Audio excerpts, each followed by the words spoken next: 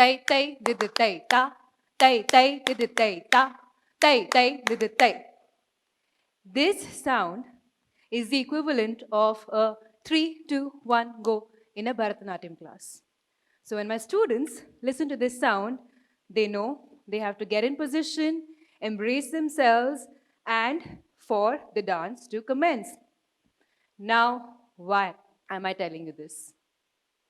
You must know this now because you and I are about to attend a dance class, a Bharatanatyam class for the next 14 minutes.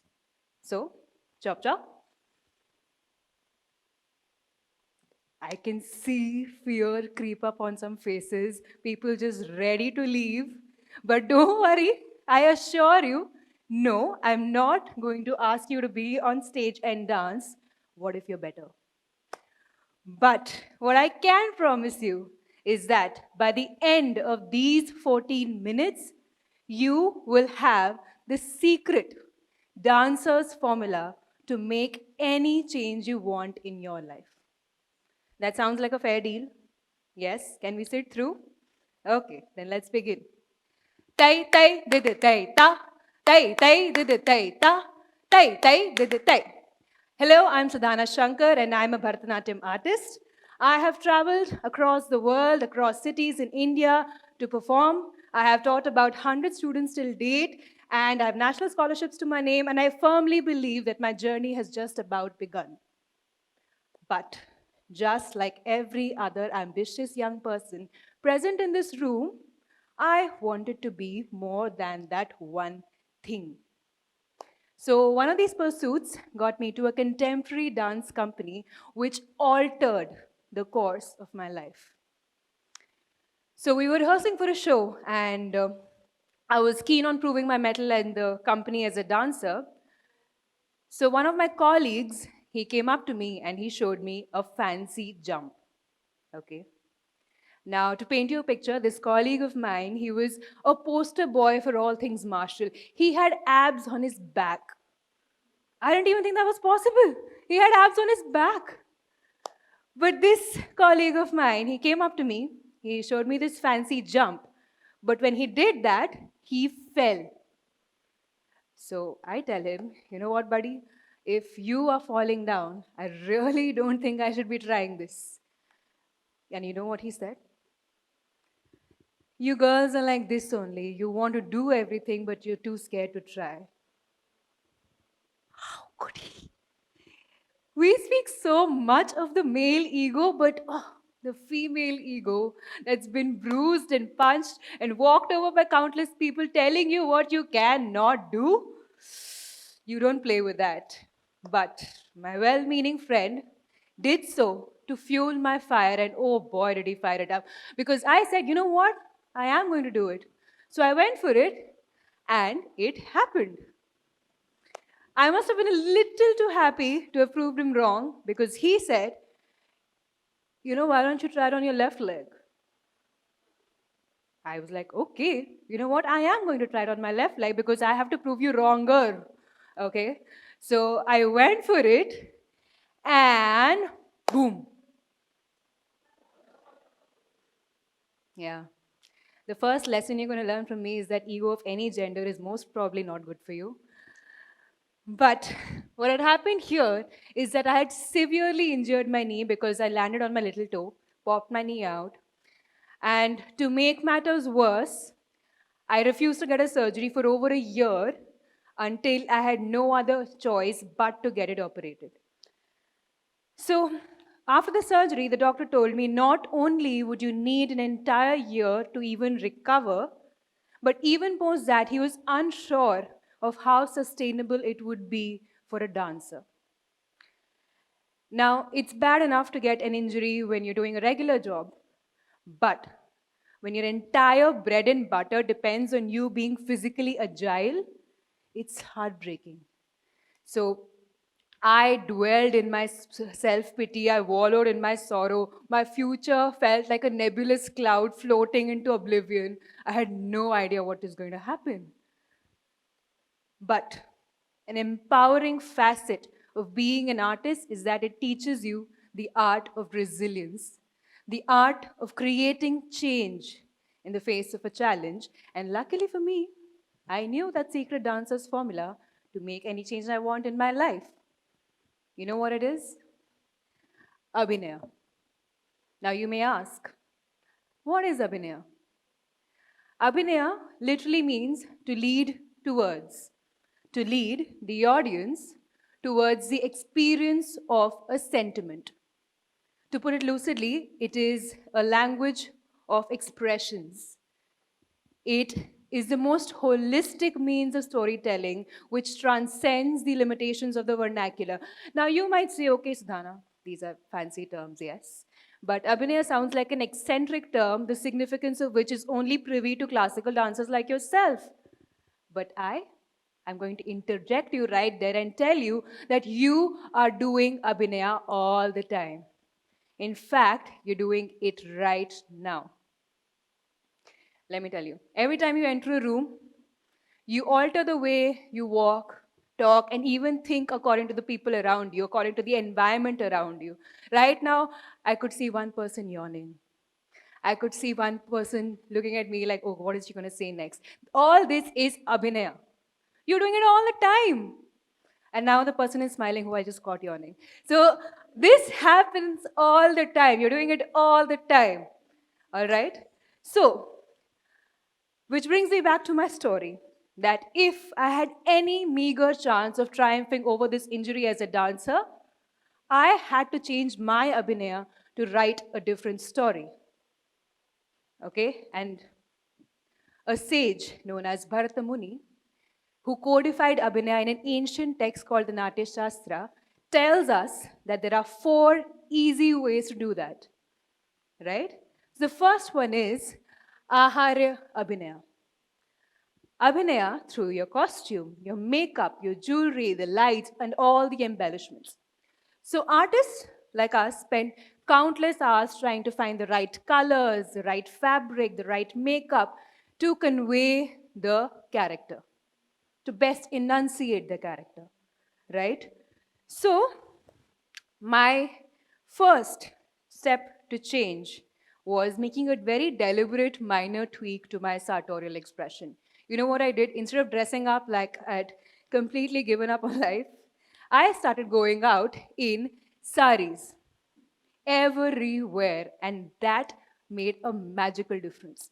Because I was at this show, I was speaking to this woman, and after the conversation, I was leaving and picking up my crutches. She refused to believe that they were mine, outright refused. And when asked why, she said, because you don't give off that vibe. Just a sari made all the difference, right? So the next time you need to woo that girl, impress your professor, convince your boss, think about how you can make your Aharya Abhinaya do that for you. Number 2, Angika Abhinaya. Abhinaya through your bodily movements. Now this one's easy. Every time you enter a party, how you enter the party speaks volumes about you. Are you entering with your arms wide open, looking like a happiness delivery where everyone's happy to see you, you are happy to see everyone, or are you entering like a human porcupine who would sell anything to get out of this place? Right? That's Angika Abhinaya. What yoga does is a brilliant example of how Angika Abhinaya is used in your everyday life. Just like I pointed out, if you're bored, you slouch. If you're interested, you subconsciously lean in. So, what yoga does, if you think about it, is that it puts you in certain positions which induce those hormones. It reverse engineers it, right? So, understanding Angika Abhinaya is as easy as ABC.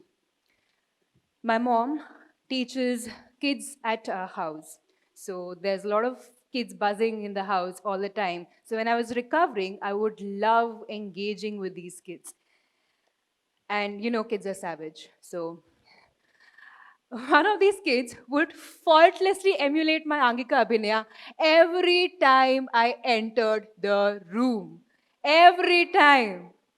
Now, as flattering as that was, I knew that I had to nudge people's attention to a characteristic more defining than my limp. So, what did I do? Instead of seeing this injury as an opportunity to rest my legs, I saw it as an opportunity to train my arms, and I achieved my first push up. Then I would squeeze my way into dance videos of my friends, even if all I could do was just sit. And if I couldn't dance on my own legs, I would force people to make me dance on their legs. So, think about it.